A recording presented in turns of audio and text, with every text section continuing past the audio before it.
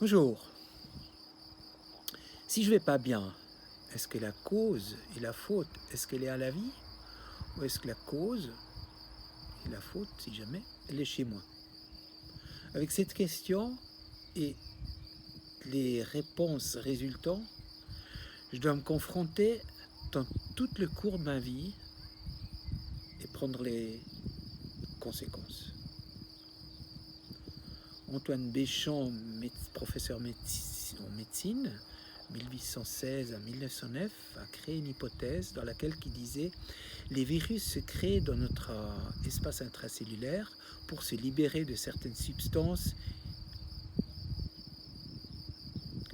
Moi, je ne suis pas là pour dire oui ou non à ça, mais je peux dire avec sûr que des virus et des champignons sont là pour créer un équilibre concernant des substances que le corps ne peut pas gérer autrement.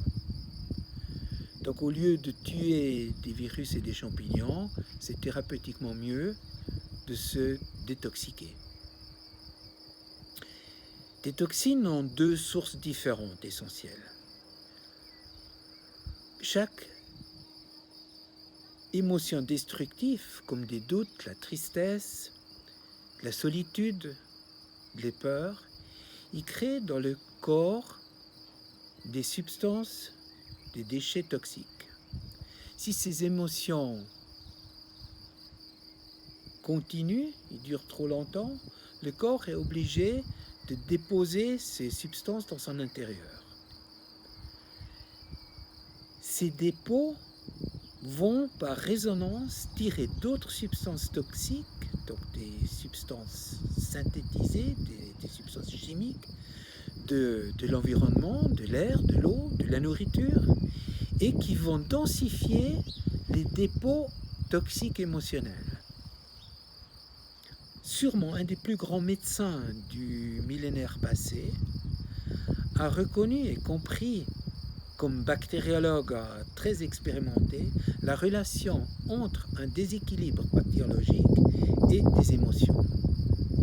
Même qu'il était, je pense, le spécialiste des vaccins le plus connu dans toute l'Europe, il s'est décidé de chercher des remèdes causaux, des remèdes qui guérissent les émotions. Et que c'est sûrement lui qui a créé les fondements de la médecine quantique. Peur crée du stress. Stress crée des tensions créent des acides, et avec ça, le milieu, il a viré de la destructivité.